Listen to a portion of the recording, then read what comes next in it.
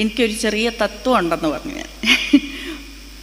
ഞാൻ പറഞ്ഞു, തെറ്റുകൾ മനുഷ്യന് സംഭവിക്കാം, പക്ഷെ അത് വൈറ്റ്നർ കൊണ്ട് മൂടി മറയ്ക്കാനുള്ളവയല്ല.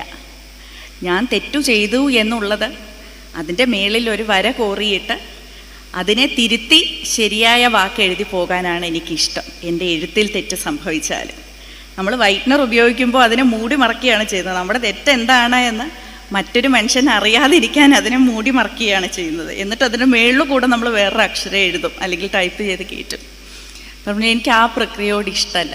ജീവിതത്തിലായാലും എനിക്കും തെറ്റുകൾ സംഭവിക്കും, എല്ലാവർക്കും തെറ്റുകൾ സംഭവിക്കും.